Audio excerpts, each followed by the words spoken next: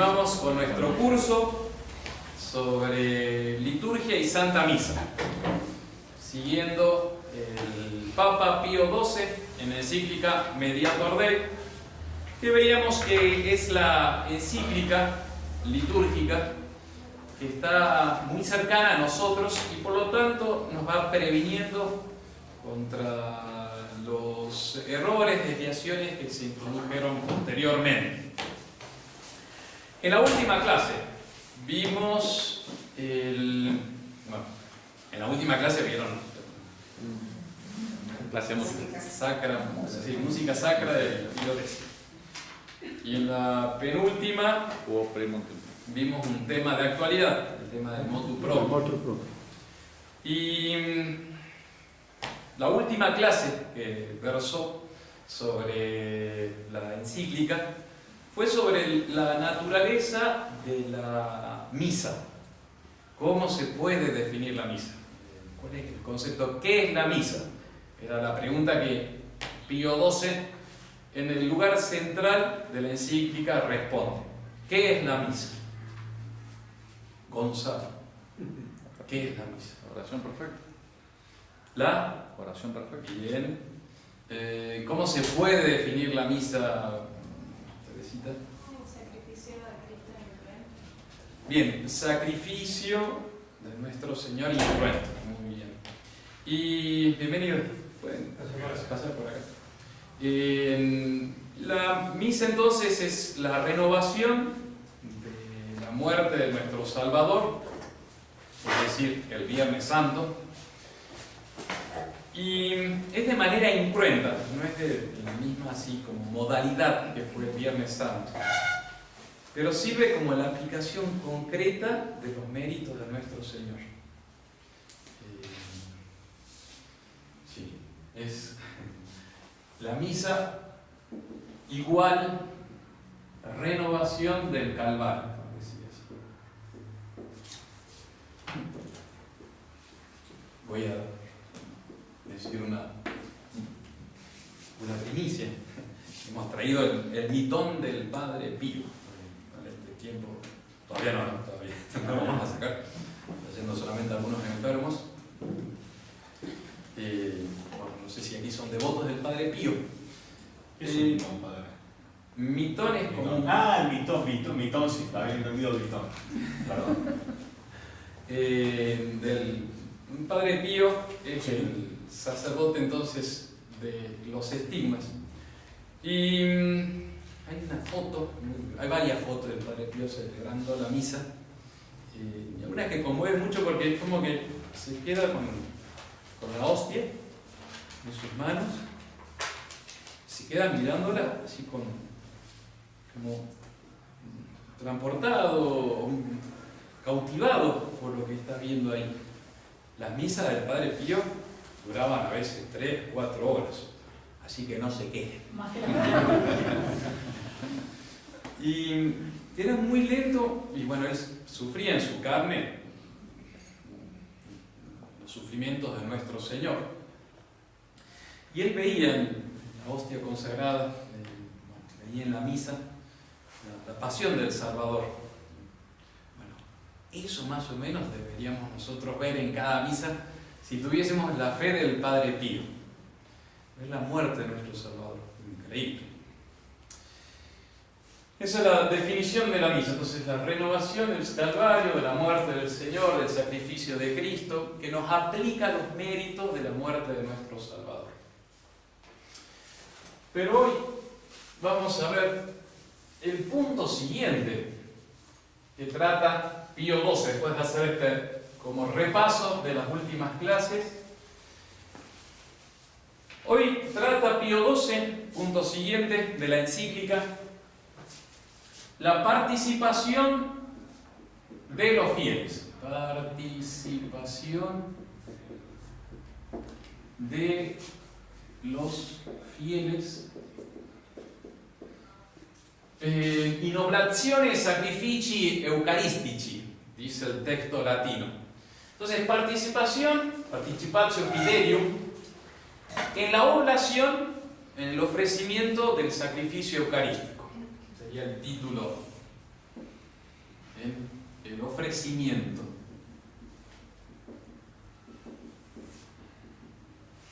Del sacrificio. Es un tema crucial en nuestros tiempos. De hecho, el Papa Francisco, en el motu proprio que acompaña, la carta, perdón, que acompaña el motu proprio, dice, miren, yo voy a prohibir la misa tradicional. No lo dice así, dice más correctamente. Voy a prohibir porque el Concilio Vaticano II, que es del Espíritu Santo, no lo quiere. Quiere la plena, consciente y perfecta participación de los fieles en la misa. Lo dice explícitamente. Entonces nos metemos en un tema importante porque están prohibiendo, legalmente, si yo no sé cómo decir, la misa tradicional porque la misa nueva sería mejor para la participación de los fieles. Es muy actual el dato. Entonces, metamos a ver cuál es la participación de los fieles en la Santa Misa. Vamos a ver 3 puntos. El primero y el segundo, Gonzalo. Estoy en modo avión, padre. Tiene los ojos abiertos. El tercer punto, el tercero, era fácil, era muy fácil. Ya si no sabes, me fui. El primer punto va a ser el planteamiento del problema. A ver, ¿qué hay de cierto? ¿Los fieles participan o no en la misa? ¿Es doctrina tradicional o es doctrina nueva? Sería eso. Primer punto. Segundo punto, la participación de los fieles en un concepto nuevo, lo que va a justificar la misa nueva, por decir así. Bueno, la participación de los fieles entendidas modernamente, podríamos llamar que Pío XII habla del tema. Y el tercer punto va a ser la participación de los fieles como lo enseña Pío XII, lo quiere la Santa Iglesia. Primer punto, el planteamiento del problema. Después de haber dicho entonces todo lo que enseñó sobre la naturaleza de la misa, hace punto aparte, nuevo párrafo, comienza otro momento de la encíclica y dice: conviene pues, venerables hermanos, ¿a quién se refiere venerables hermanos, Sofía? A los obispos. Muy bien, a los obispos. Las encíclicas habitualmente eran escritas a los obispos. Entonces, conviene pues, venerables hermanos, que todos los fieles se den cuenta de que su principal deber y su mayor dignidad consiste en la participación del sacrificio eucarístico.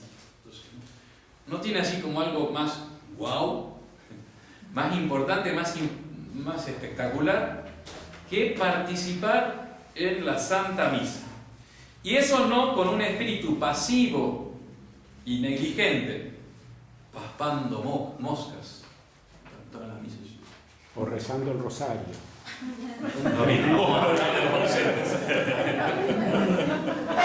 Bien.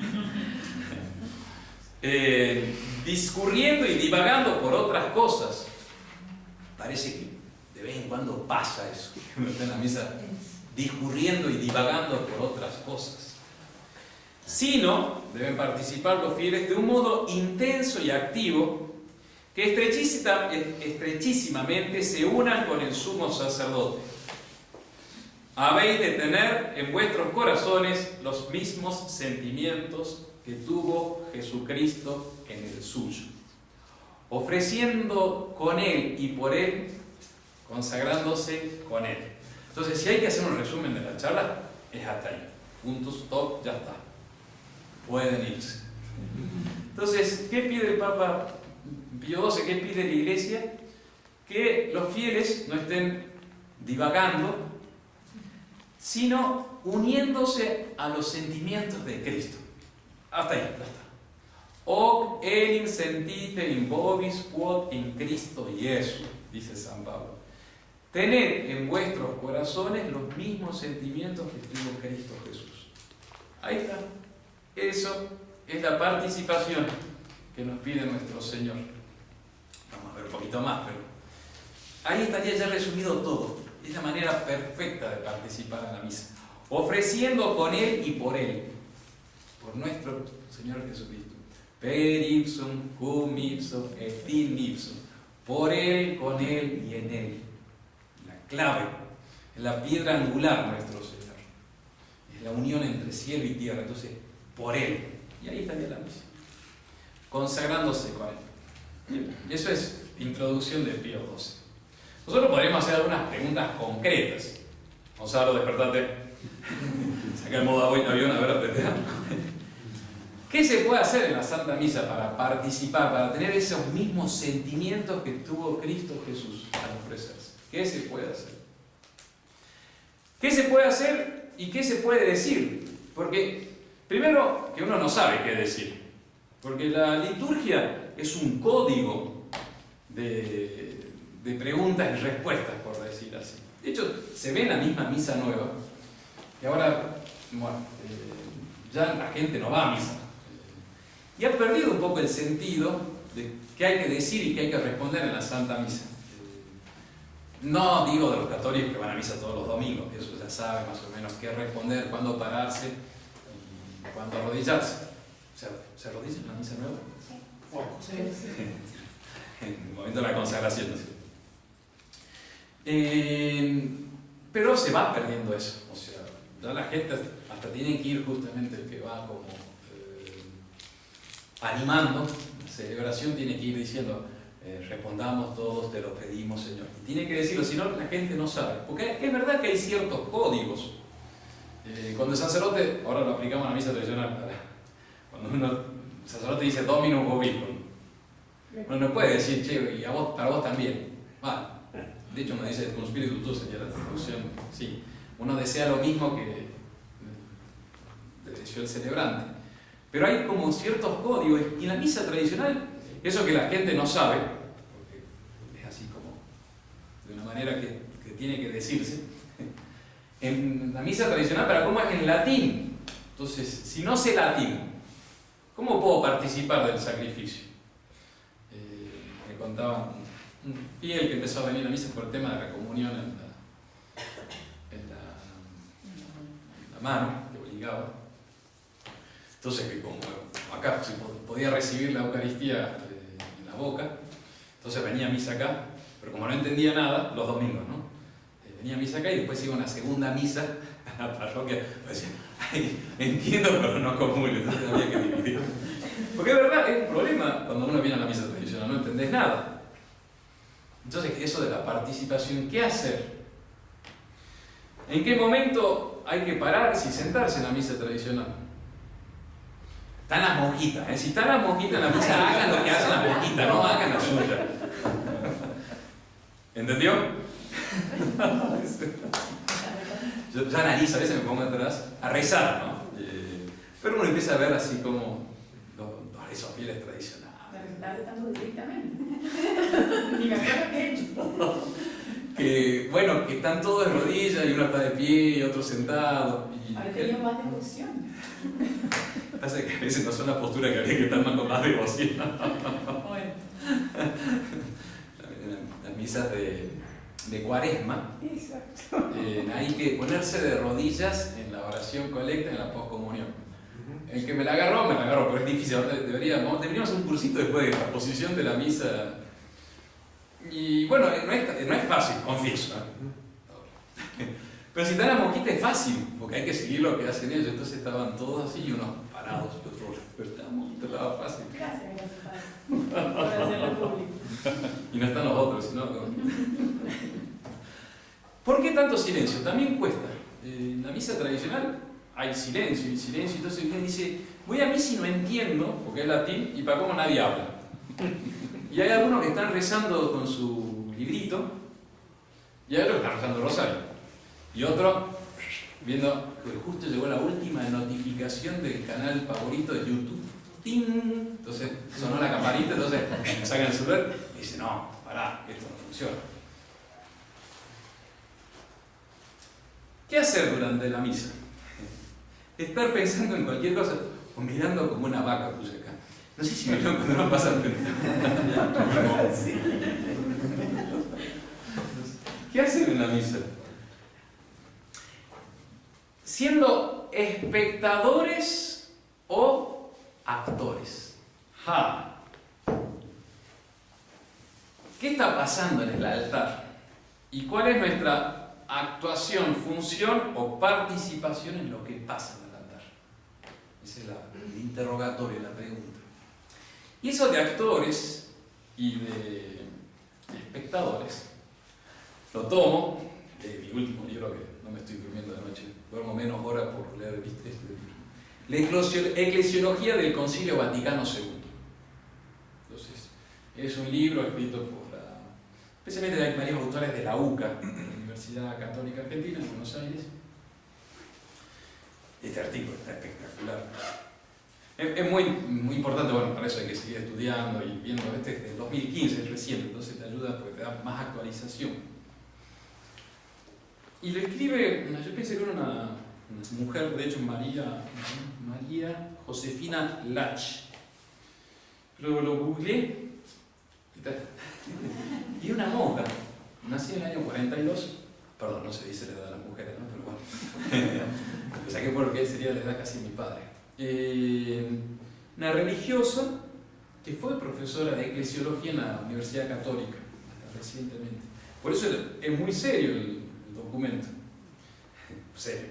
O sea, no comparto lo que dice, pero te das cuenta que hay como sustrato intelectual de por medio. O sea, te estás encontrando a alguien que no volasea, que no dice cualquier cosa, sino, esto es sustancioso, a ver, podés masticarlo y entendés. Y es ella la que dice que es el documento sobre la liturgia del Concilio Vaticano II, Sacrosanctum Concilium, que dice, miren, gracias a ese documento ya no somos solo espectadores, sino actores del sacrificio, del misterio que se está celebrando.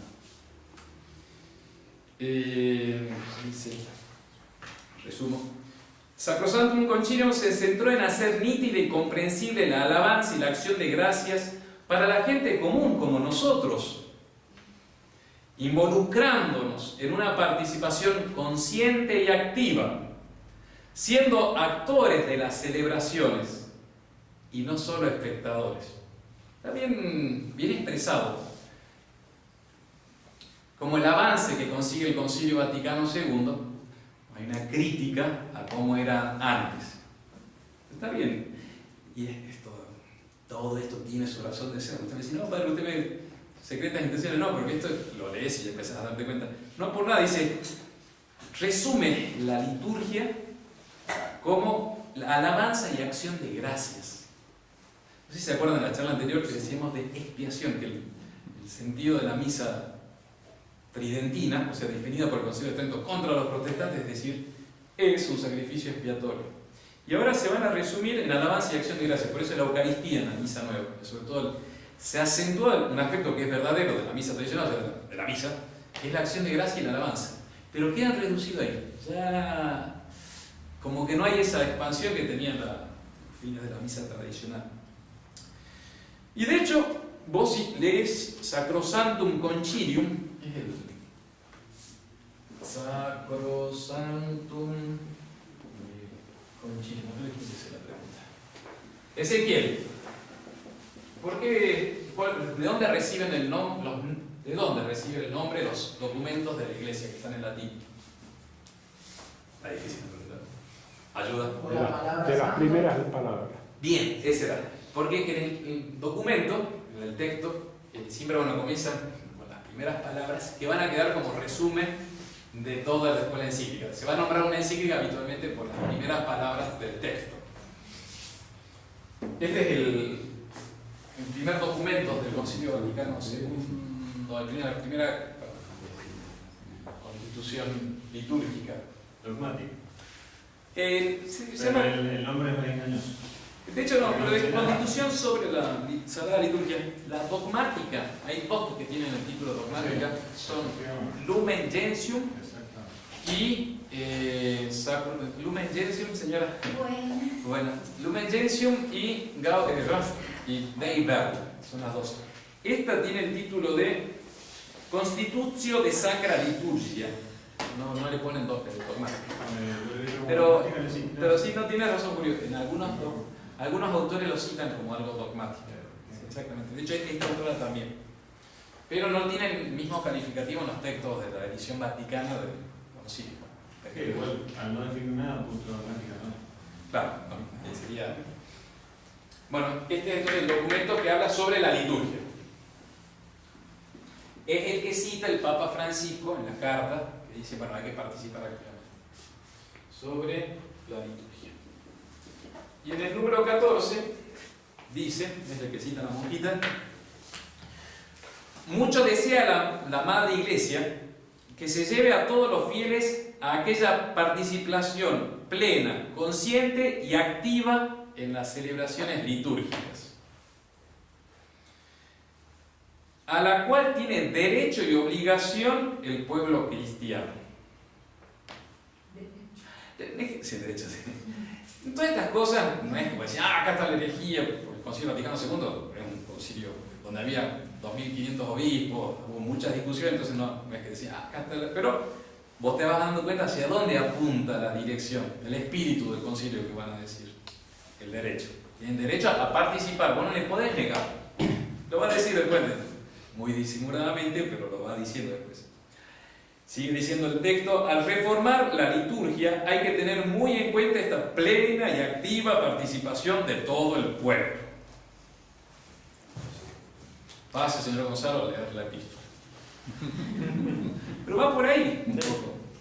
Como los que vienen han visto la misa nueva, así, de la participación, todo. Bueno, y después en el texto de Sacrosanctum Concilium se cita más de 10 veces que hay que participar plenamente y activamente. Ese sería como el caballito de Troya que se usa actualmente, es decir, el fiel tiene el derecho a una participación activa. La expresión activa también está en Pío XII, es actuoso en latín. Se le achaca que a San Pío X también lo utilizó a esta expresión y no es así. En el texto latino no está. Son las traducciones modernas que dicen que San Pío X utilizó la expresión también participación activa, actuoso. San Pío X no lo tiene, esto es más bien Pío XII. ¿Qué significa participación activa? Subirse a leer la epístola, la procesión de las ofrendas, el bailar, manifestar la fe, exactamente. Ustedes lo vieron la semana pasada. Y hay otra más. En el sitio de internet de la Fraternidad en Francia, dijo, esto es lo que prohíbe el Papa Francisco, la misa tradicional, y dice, y estas son las misas del Papa Francisco. Y presentan a uno de los obispos de una comitiva africana en el mismo Vaticano, ahí en el San Pedro, bailando así todo bien africano, delante del Papa y todos los de cardenales. Pasaban una misa de México, un padre mexicano. Ah, sí, eso sí. Pero eso se ve en todas partes. No sé si en todas partes. Esa fue terrible. Pasa que, como el padre decía, yo la vi la vez anterior que él puso la conferencia, uno podría decir, bueno, eso pasa en alguna parroquia disimulada, pero cuando te muestra que es en el mismo Vaticano y que empieza tocando el charango, ¿no? Decía, bueno. Pero después vi esa que era también rito africano. No es rito africano, pero bueno, con todos los símbolos de los africanos en el mismo San Pedro Vaticano. Lo que pasa del engaño en la carta es que dice para evitar excesos de un lado y del otro. Sí. ¿Cuál exceso de tradición puede haber? Lo dice él, sería eso. Pero ¿cuál exceso puede haber en la tradición? Claro, porque siempre se utiliza la misma frase para evitar excesos de un lado o del otro. Sí, tiene razón. Que arrodillarse y clavar la rodilla, incrustarla en el mármol, no sé cuál puede ser el exceso, cuando siempre en la misma misa cualquiera que uno esté y vea, no hay una posibilidad de exceso en la misa tradicional. Sí, es verdad que va, es que va contra, dice, esto va contra la unidad de la iglesia. Entonces que instrumentalizan el misal del año 62, pues eso sería, pero no comparto.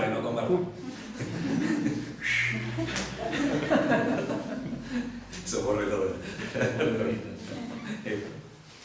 Bueno, y ahí está, usted ya me lo dijo, pero el punto siguiente era cómo el mismo Papa Francisco utiliza esa expresión. Pero voy a aprovecharlo, si dice, el Concilio Vaticano II, dice Francisco en la motu propio del mes anterior, ilumina el sentido de mi motu propio. No lo dice así, pero ilumina mi decisión de parar con la misa tradicional. Y sigue diciendo, porque entre los vota, es decir, los deseos, los pedidos que hicieron los obispos en el concilio, era que haya una mayor participación plena, consciente y activa de todo el pueblo de Dios en la liturgia. Y ahí está la frase medio compleja, dice, en línea con lo que ya había afirmado Pío XII en su encíclica Mediator Dei. ¿Qué estoy citando? Sobre la renovación de la liturgia.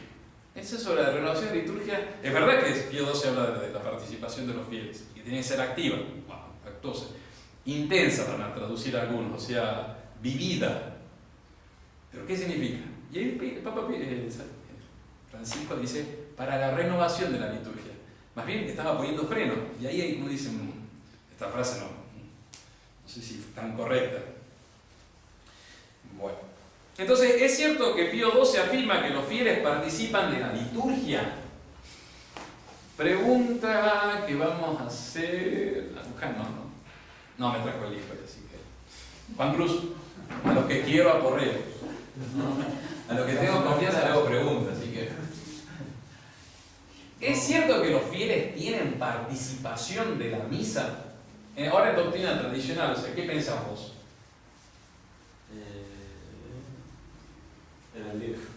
No, sí, participación, sí, no, sí. Jugate. Un poquito. Sí, exactamente, sí, la respuesta es sí. ¿Entendida de que se van a subir al altar? No. Ahí está la... Y ahora vamos a afirmar justamente cómo es doctrina tradicional, o sea, es cierto, los fieles tienen que unirse al sacrificio de la misa. No pueden estar como, qué sé yo, distraídas y divagando, usando a Pío XII. Creo que ya lo dijo usted mismo cuando empezó, o sea, ¿Sí? la participación es uniéndose en el sentimiento. Sí, ahí estaba el resumen, por eso dije que si me moría ahí ya se pone a respirar. Muy bien, atento.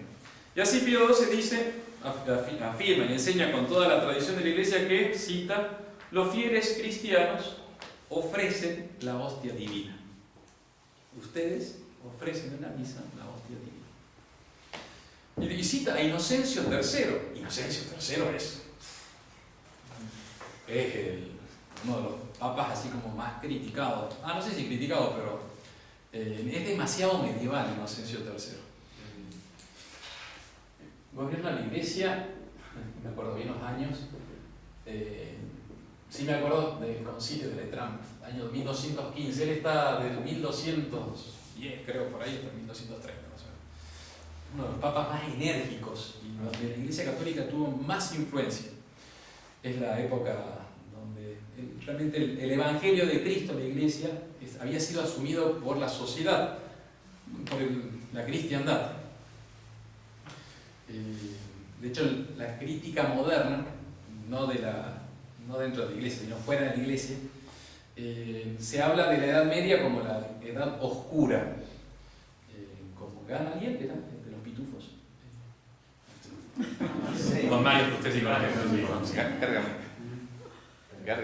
Gárgame. ¿Se acuerdan que estaban, bueno, Gárgame era así todo oscuro en un castillo, era muy medieval, así más o menos representa, se mofa de la ilustración de la Edad Media, y es justamente la época del siglo XIII como la época de mayor esplendor del cristianismo. Bueno, es la época de Inocencio III. ¿Inocencio III qué dice? Para que vean que no es una invención de los modernistas, de la escuela de los modernistas, lo de la participación. Inocencio III decía: no solo ofrecen el sacrificio los sacerdotes, sino también todos los fieles. Pues lo que se realiza especialmente por el ministerio de los sacerdotes se obra universalmente por el deseo de los fieles.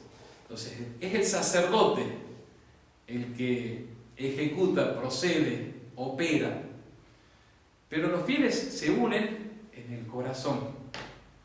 Inocencio III, siglo III. Y después Pío XII cita a un santo, San Roberto Bellarmino, que es de la época de las controversias contra los protestantes, o sea, bien tridentino podríamos decir que es San Roberto Bellarmino. De hecho, en general en la escuela de los modernistas, no lo quieren a San Roberto Bellarmino, en ese sentido no lo citan mucho porque consideran que era demasiado polemista contra el protestantismo, entonces que dio palos muy aferrado a la controversia contra los protestantes. Pero el mismo San Roberto Bellarmino dice: el sacrificio se ofrece principalmente en la persona de Cristo. Así pues, la oblación que sigue inmediatamente a la consagración es como testimonio de que toda la Iglesia concuerda con la oblación hecha por Cristo y de la que ella ofrece con Él. Y ahí vamos a verlo más adelante rapidito, empiezo a adelantar. Es el sacerdote que inmola. La oblación que sigue inmediatamente a la consagración. ¿Quién hace la consagración? El sacerdote. Pero inmediatamente después es toda la Iglesia la que se ofrece con Cristo que está en el altar. Y Pío XII también en encíclica dice, miren, fíjense, en la misa hay muchos ritos y oraciones que significan que los fieles están unidos en el santo sacrificio. Un ejemplo claro es el orate fratres, omnipotente. Oye, ese es difícil, ¿no? Además como que te agarra así en curva que no estás preparado, estás ahí en silencio junto al cura, orate fratres. Orad, hermanos, para que mi sacrificio y el vuestro sea aceptado. Entonces, es nuestro sacrificio. Pío XII da otro ejemplo también. Muchas oraciones de la liturgia, de la misa, son recitadas en plural. O sea, somos todos los que estamos ahí. También en el canon, pro quibus tibi oferimus vel quae tibi oferunt. La oración, ¿se acuerdan cuál es? La del canon de inmediatamente. Es justo cuando reza el memento de los vivos. Bueno, hay una oración que dice: te pedimos por aquellos por los cuales ofrecemos este sacrificio o que ellos mismos te ofrecen.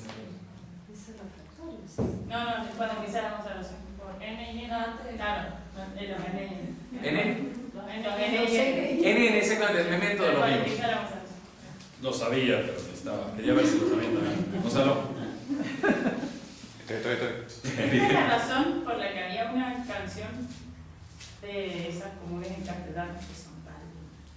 La de Recibo Dios, que no está, que en realidad no sería lo contrario, que no, el padre Cortelía dijo, esa canción. Y creo que es por esto mismo que creo que en la letra estoy tratando de. Esa canción tiene doble melodía. Tiene como una. Sería la postura modernista de somos nosotros. Creo, no me acuerdo si fue solo. No. Recibo Dios del Padre. Por eso sí. un día o me quiso retar como usted, porque veo parece. Usted es retable. Pero creo que la razón es esa, o sea, lo contrario de lo que. Sí, hay un problema en el ofertorio nuevo, que es lo que se está ofreciendo, ¿no es cierto? Si el cuerpo de nuestro Señor, o el pan y el vino que luego se convertirá. Pero pensé que venía por el tema de quién. El sacrificio, o sea, sí, de la participación. Creo que más bien es por esa. No me acuerdo. Que es como que uno ofrece los frutos de la tierra Y no la, y no el la cuerpo y la sangre de nuestro Señor Jesucristo. Sería por el ofertorio nuevo, más bien. Sí. Yo pensé. Creo. Bueno, el Anc Igitur, cuando suenan las campanitas, que no me acuerdo de la oración, que la va a leer Gonzalo. Anc Igitur, oración nostra. Claro. Por lo tanto, esta oración nuestra, Te rogamos, pues, Señor, que de toda tu familia, Esta oración de nuestra servidumbre, como también de toda tu familia. Tu familia, que es la iglesia, son ustedes, o sea, estamos todos ahí. Así que también están ustedes unidos al sacrificio de nuestro Señor. Bien. Eso es la presentación del problema. Ahora rápidamente vamos a ir a ver los otros dos puntos. Hay una participación malentendida, que va a ser la de la escuela de los modernistas. ¿Se acuerdan de esa expresión de San Pío X? Con lo cual uno dice, no es un problema de tal o cual persona o sacerdote, un problema ideológico, o sea, son doctrinas que están luchando. Entonces, la escuela de los modernistas va a incorporar al fiel ¿cómo decir? Se van a hacer sacerdotes, todo el pueblo cristiano va a ser sacerdotal, que tiene algo de cierto, que tiene algo de nuevo. Lo dice el Pío XII.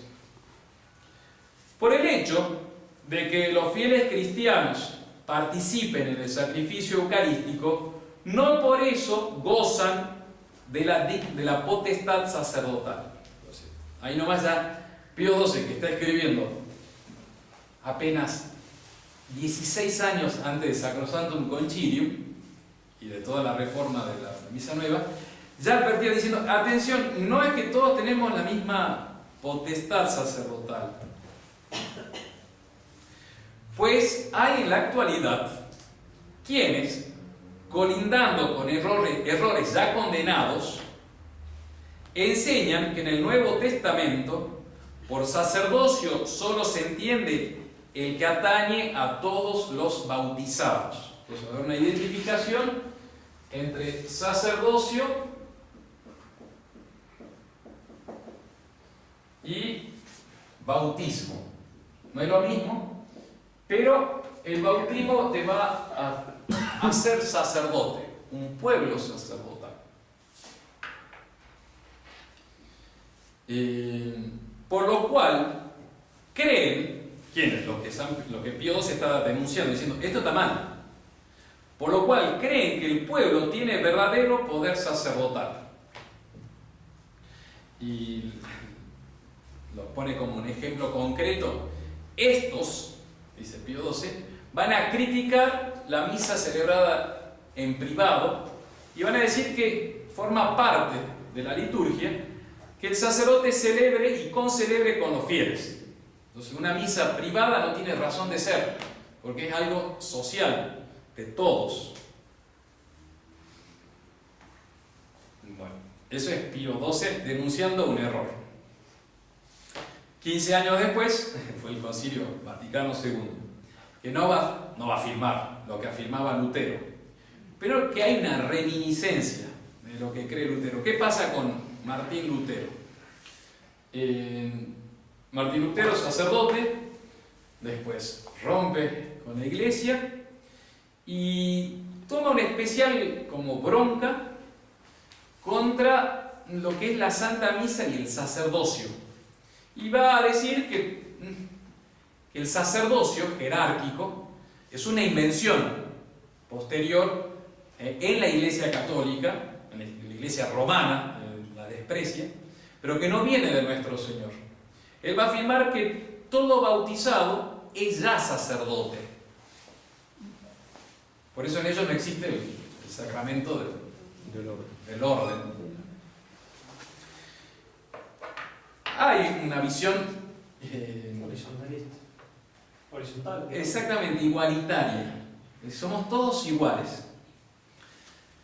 Eso pidieron algunos obispos durante el Concilio Vaticano II, habla de los obispos de Norteamérica, Estados Unidos, de que el concilio tuviese una definición sobre la igualdad de todos los cristianos. No en el sentido del poder de orden, ¿no? Pero claro, ya empieza todo ese espíritu que hoy por hoy se está viendo y viviendo. Los sacerdotes están medio opuestos a los fieles, están muy como exaltados. El sínodo de la Amazonia va por ahí. Es decir, ustedes son sacerdotes, ustedes pueden ofrecer, no consagrar, porque eso ya sería un error muy grosso, pero pueden ser asimilados, traídos a las funciones propias del sacerdote. todo lo que son los diáconos permanentes, los ministros de la Eucaristía, cada vez una iglesia más laical.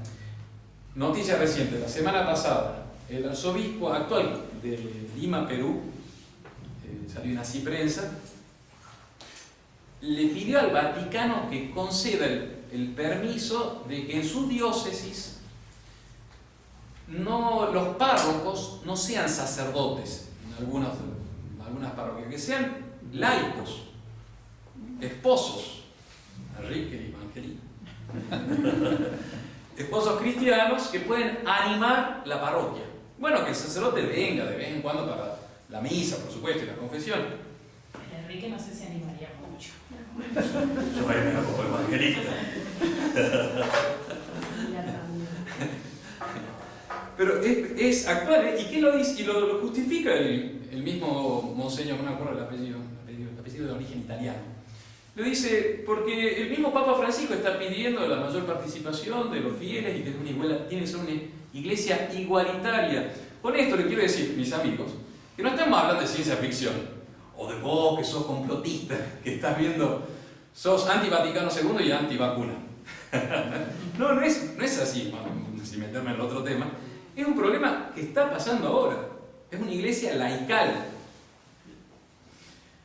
En Lumen Gentium, el documento, sí, esos de los dogmáticos pesados, por decir ahí, junto a Deiber, el número 32, lo dice explícitamente, repito, no es que dicen los laicos tienen el poder sacerdotal, pero hablan del laico que tiene poderes sacerdotales del sacerdocio común.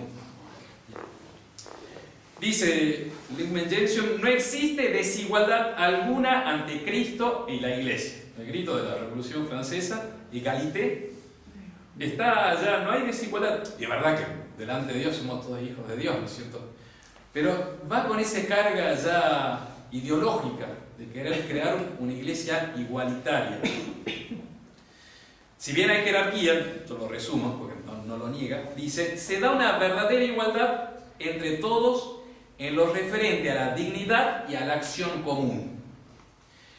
Y ahí va a surgir el concepto de esa acción común, lo dice el libro con autores de la UCA. Van a hablar del sacerdocio común y del sacerdocio ministerial. Entonces, ministerial. Todo bautizado ha sido incorporado en el misterio de nuestro Señor Jesucristo, que nos ha hecho un pueblo sacerdotal. Por lo tanto, todo bautizado, acuérdense lo que decía Lutero, ¿no? Todo bautizado ya participa del sacerdocio de nuestro Señor. Es cierto que participamos del sacerdocio de nuestro Señor, pero vamos a ver, hay una diferencia esencial. Los bautizados, dice Lumen Gentium, el número 10, ese es fundamental. Lumen Gentium. ¿De dónde recibió el nombre de un documento, Ezequiel? Luz. ¿De dónde viene el nombre? Misma pregunta. ¿Luz de la gente o luz de la luz? No. El nombre, ¿de dónde recibe el nombre un documento? De los santos. No, te lo acabo de hacer la pregunta. Sacrasanto. Las primeras palabras del texto latino. Eso. Sí. Eso. Está como modo avión. Lumen Gentium es el documento, sin luz de la gente, como dijiste, luz de los pueblos. El número 10 es el que trata este sacerdocio común y sacerdocio ministerial. Los bautizados son consagrados por la regeneración y la unción del Espíritu Santo como sacerdocio santo. La expresión es de San Pedro, o sea, no está mal. Repito, no es una herejía, pero ya empiezan a tender a cierta tendencia. Entonces, somos todos que nos identificamos en la acción común. Son bautizados, son consagrados como sacerdocio santo para que ofrezcan sacrificios. ¿Está bien? Anuncien el poder de aquel que los llamó de las tinieblas. ¿Saben qué es anunciar? Es predicar. Perseverando en la oración y alabando juntos a Dios. Son las características de la orden sacerdotal, en la predicación, el regir, es la santificación a través del sacrificio y la alabanza. Entonces son puestos para los laicos, lo cual no está mal, pues están llamados a eso. Pero entra la confusión justamente en incorporar, decir, tienen las funciones sacerdotales. Sigue diciendo el texto, el sacerdocio común de los fieles y el sacerdocio ministerial o jerárquico, aunque diferentes esencialmente y no solo en grado, eso está bien, o sea, eso está afirmado ya por la doctrina de la Iglesia tradicional, se ordenan sin embargo el uno al otro, pues ambos participan a su manera del único sacerdocio de Cristo. Bueno, por tiempo no voy a citar acá, pero también está muy desarrollado este asunto. Por eso que los fieles se van incorporando en la acción sagrada y deben participar. Bueno, pasamos. ¿Qué dice la doctrina católica? La doctrina enseñada por Pío XII es, miren, el sacerdote es el mediador y el laico no. Sacerdote se define como mediador. De hecho, esto es una responsabilidad grandísima que tiene el sacerdote. Eso nos pesa a nosotros y es nuestra gloria, nuestra dicha, nuestra vocación. Tenemos que estar entre ustedes y Dios nuestro Señor. Por eso no podemos ser normales, no podemos vivir como los laicos. Nuestra función es de estar más cerca de nuestro Señor. Por eso que digo que es una responsabilidad gravísima. Por eso nuestro Señor nos va a llamar la atención especialmente, porque es una responsabilidad mayor. Y por eso nuestra función es rezar por ustedes, santificarlos. Por eso estamos a su disposición. Eso se concretiza en todas nuestras funciones de Padre, necesitamos que venga a confesarnos. Y sí, estamos para eso, es nuestra gloria. Pero no los fieles. Dice Pío XII, el fiel no es mediador. ¿Mediador entre quién?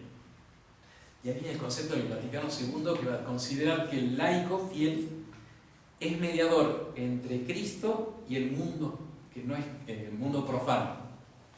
Y el laico metido en el mundo santifica a través de su trabajo el mundo. Suena a Opus Dei. Pero es Lumen Gentium número 34. El laico consagra el mismo mundo. Entonces, tiene una función de ofrecer sacrificios a través de su trabajo. Está todo desarrollado en Lumen Gentium, el Gaudium et Spes, en algunos números en especial. No puedo detener. Dice Pío XII. El sacerdote se acerca al altar como ministro de Jesucristo. Es inferior a Cristo, sí, el sacerdote, claro. Pero es superior al pueblo, es mediador, o sea, está en el medio. Cristo y pueblo, está en el medio. Eso también a los protestantes les pega acá porque ellos dicen solamente hay un solo mediador. Entonces, ese concepto de sacerdotes y mediadores sería un atentado contra la revelación, dice el protestante, porque ellos se confiesan directamente con Dios, no hay mediadores. ¿Qué dice la doctrina católica? El sacerdote no es un mediador distinto de Cristo, si no, no existimos, realmente es una locura. Participa de Cristo, está metido en Cristo y en ese sentido es el mismo.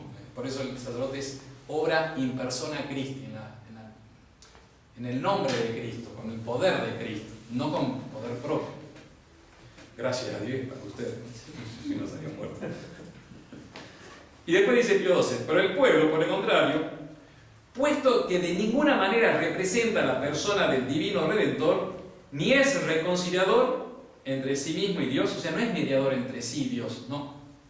Ni de ningún modo puede gozar del derecho sacerdotal.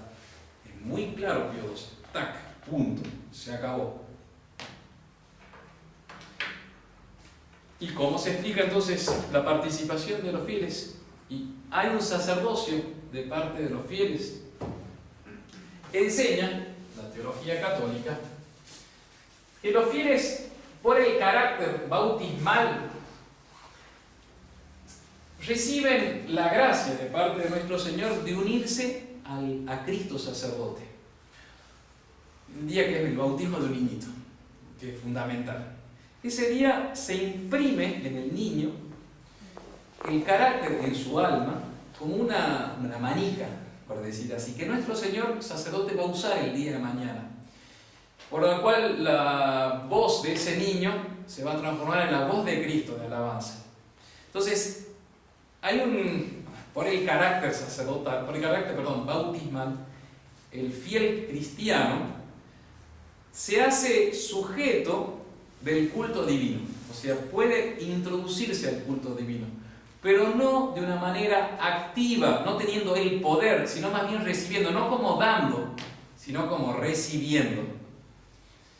El sacerdocio jerárquico, que es el sacerdocio propiamente en sentido propio, tiene sí la potestad de santificar y de realizar el culto, al cual se une el cristiano, pero es el sacerdote el que lo realiza.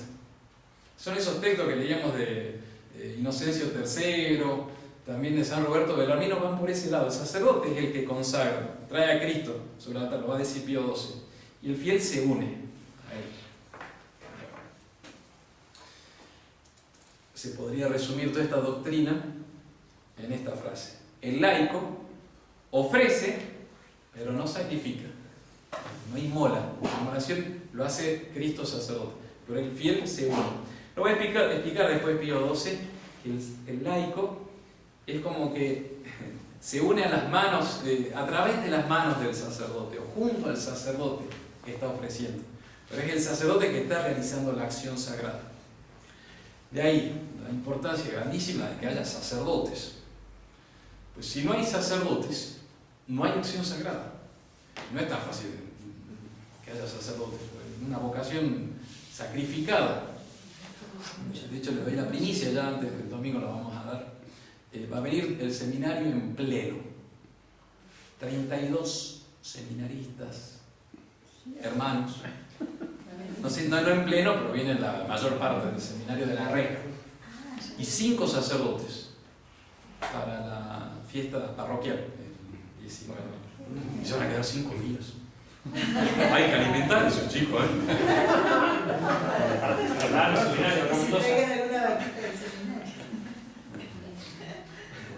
Por lo menos 5 días lo van a tratar. Pero justamente por eso es la importancia grandísima de esto. Por fin una concelebración en serio. Es fundamental cuidar las almitas de los que están preparándose al sacerdocio, porque es el día de mañana se van a santificar sus hijos, sus nietos. ¿Cómo se van a santificar? Bueno, el Pío XII termina diciendo, bueno,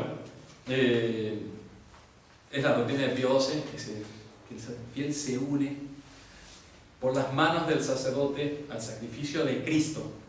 Pero después da algunos ejemplos concretos, Pío XII. ¿Cómo se puede unir el fiel? Respondiendo en la misa. Podríamos hacer un examen escrito a esos fieles que vienen a primera hora, Sofía, si saben bien las respuestas de la misa. Por ahí, escrito no. Mi padre era genial, una persona ruda que decía: mira, Mario, yo latino, así que yo celebraba la misa a mi familia cuando iba de vacaciones y todos respondían latín. Mi sobrinito de 2 años, 3 respondía latín, y mi papá respondía en español. Igual la fraco. Yo no lo quise cambiar, ¿sabes? Y eso que luchamos, pero no. Bueno, respondiendo a la misa. Ofreciendo la materia del sacrificio. Son ejemplos que pone Pío XII, cómo se podría unir uno a la misa. Ofreciendo el pan, las hostias. Su hermana creo que ofrece las hostias. El vino, también recibimos el otro día una donación de vino hecho por el mismo feligrés. Tiene que tener ciertas condiciones que hay que analizar, por supuesto, para usarlo en la misa. No me acuerdo qué santo rey, él mismo hacía las hostias y el vino que se celebraba en la misa. ¿Se acuerdan? Parece que era otro, era más tirando, sí, más hacia Rusia, por ahí. Dando limosnas. De hecho, el sentido del cepillo, no sé cómo se llama. La manga. El pancho. La manga. ¿Por qué se pasa en el ofertorio? Es porque cuesta dar plata, es un sacrificio.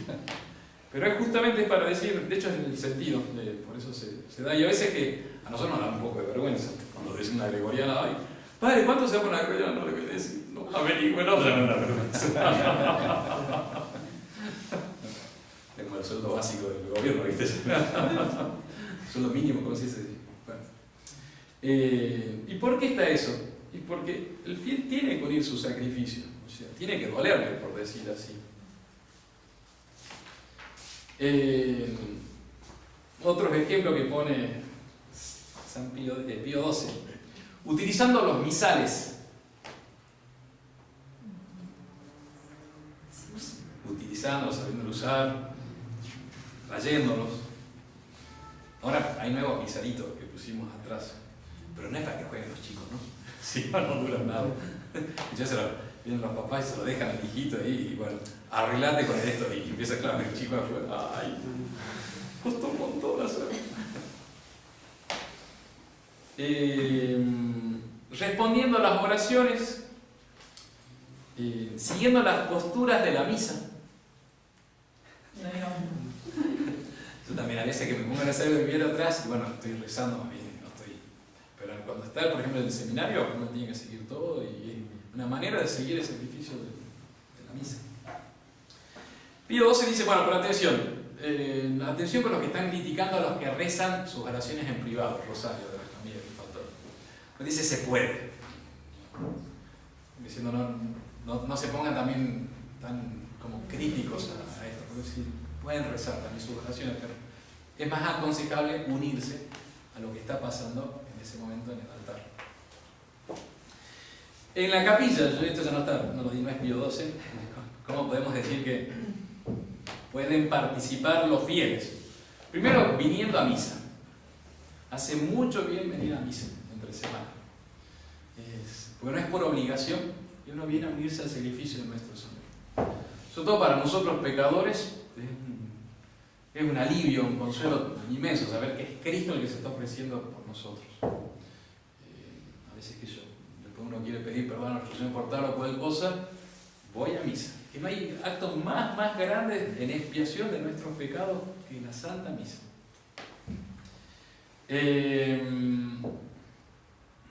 Acolitando la misa también. Es una dignidad inmensa. Y en ese sentido, vos dijiste, sí, puede participar un poquito. Sí.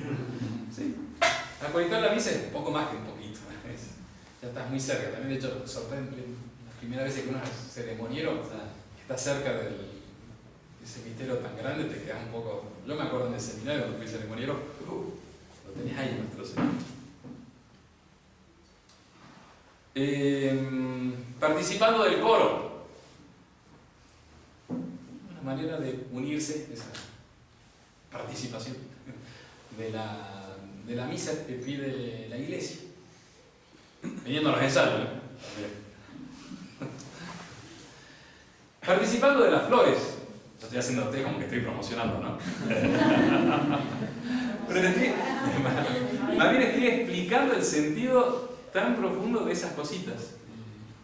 En las flores, acá hay cuántas floritas, hay una nada más. Y otra más.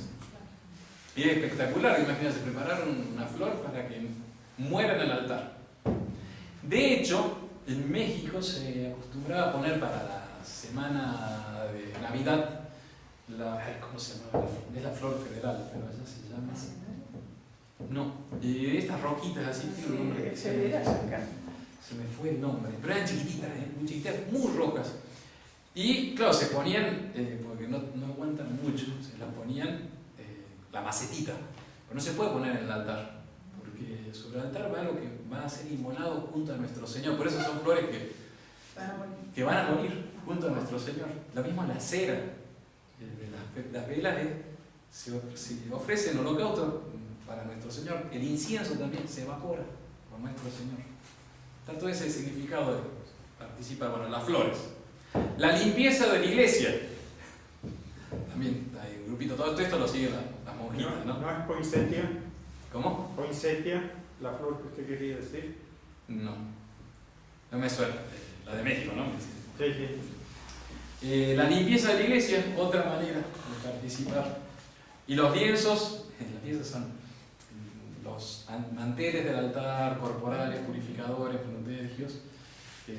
Sobre todo los purificadores se tienen que primero pasar por 3 lavados que hace solamente el sacerdote en la misa tradicional, ¿no? Y lo enjuaga por la duda que hay alguna partícula de hostia, se lo pasa por agua, otro, Y la agua esa, una maceta. y exactamente esa agua va a tierra. Y después las monjitas se lo dan a algunas señoras que tienen que planchar. Entonces es todo un arte de planchar. Para planchar los lienzos del altar.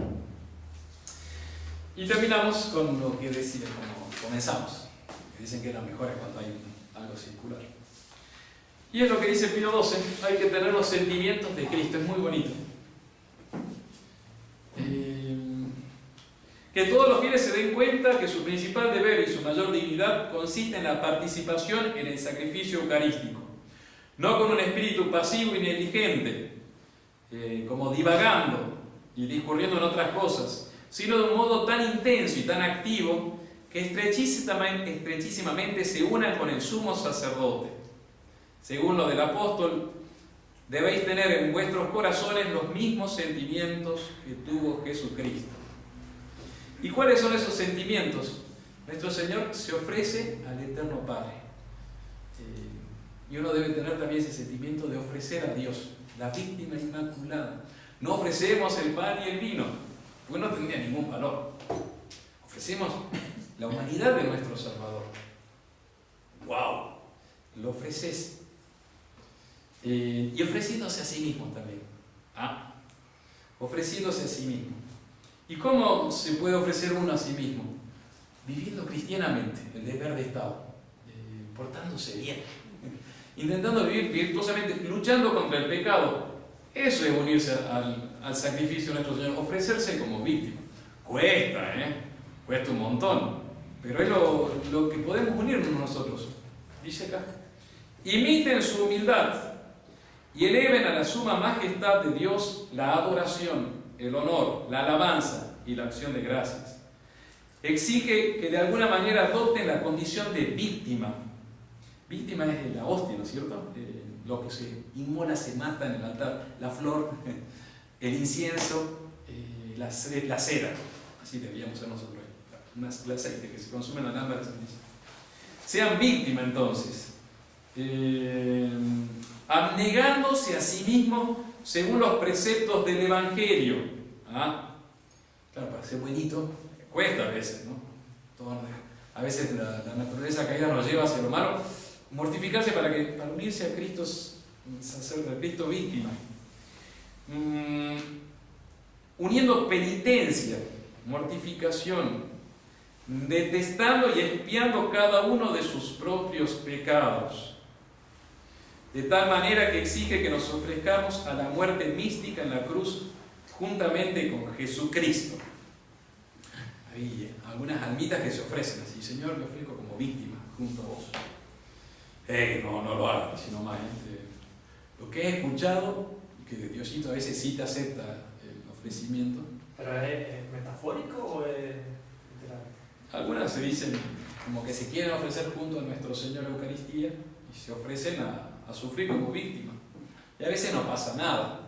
A veces sí. Y a veces sí. Entonces mejor es. Depende de la voluntad de Dios. Depende de la voluntad de Dios y la disposición del alma, ¿no? Pero yo creo que si uno se ofrece. Así que primero arreglar algunas cositas. Perdón, ¿tiene que ver con la mortificación eso? ¿Perdón? Ofrecerse como víctima. Tiene que ver con la mortificación del cuerpo. Sí, también va así. Lo que se flagelan así o no. Sí, también sería eso. Hay un sacerdote que lo queríamos mucho, era un padre benedictino brasilero, compañero nuestro del seminario, Don Anjo. Después fue prior de la fundación de benedictinos en Francia y falleció a los 40 años, pero se ofreció por la iglesia, o sea, por la iglesia romana, se ofreció como víctima y a los 2 años murió. Agarró un cáncer. Cuentan todo diciendo, a partir de ahí ya somos más prudentes, nos gustaría, pero señor. Pero hay varios testimonios así, hay que tener cuidado. Pero eso ya es como bueno, se ofrecen junto a Cristo, es increíble. Lo del Padre Pío puede ser también así. ¿Sí? Santa Gema, Santa Gema. Bien, vamos a rezar y me quedo a su disposición para preguntas.